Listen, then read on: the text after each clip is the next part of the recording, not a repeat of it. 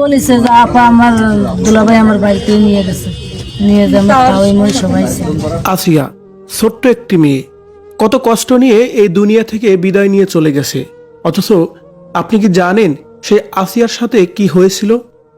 মৃত্যুর শেষ পর্যন্ত একটি কথাই তার মাকে বলে গেছেন। কি এমন কথা বলে গেলেন তার মাকে? ভিউয়ার্স, কি বলছে আসিয়ার মা? এই বিষয়ে জানতে সম্পূর্ণ ভিডিওটি দেখে সঙ্গেই থাকুন।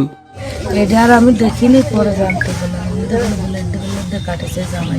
বাংলাদেশের সবচেয়ে আলোচিত ঘটনা হচ্ছে আসিয়া কাণ্ড নিয়ে। তার কারণ আসিয়ার সাথে যে অমানবিক নির্যাতন করা হয়েছে, যে কষ্ট নিয়ে এই পৃথিবী থেকে তাকে বিদায় নিতে হয়েছে, যেটা যেন পুরো বাংলাদেশের কেউই মেনে নিতে পারছে না।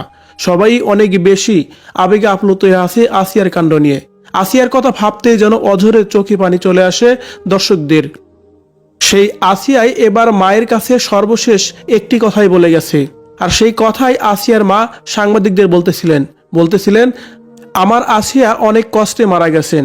বিশেষ করে আসিয়া আমাকে একটি কথা বলে গেছে, সেই কথাটি হচ্ছে, মা আমাকে ভাইয়া অনেক রাতে বাইরে বের করে দিয়েছে, তাওয়ের কাছে দিয়েছে, আর তাওই আমাকে অনেক কষ্ট দিয়েছে।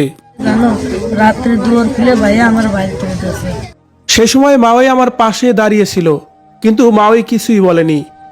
ভাইয়াও শুধু তাকিয়ে তাকিয়ে দেখেছে।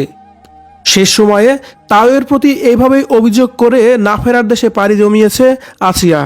মূলত আসিয়ার উপর যে রাতে নির্যাতন করা হয় তার আগের দিনই আসিয়ার বোনকে সজীব এবং তার বাবা এবং কি তার মা সবাই মারধর করেছিলেন। আর সেই মারধরের জের ধরেই আসিয়া বলেছিল যে এই সব কিছু আমি আমার মাকে বলে দেব, যার কারণেই অর্ধেক রাতেই তারা তিনজন মিলেই এইভাবে আসিয়ার উপর নির্যাতন চালিয়েছে।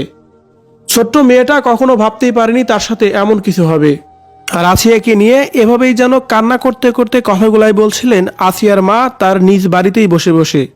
ভাইয়া তুমি আমি করতে চান মার কাছে, তাহলে বলে মনে ভয় দেখাইছে বাড়ি কিছু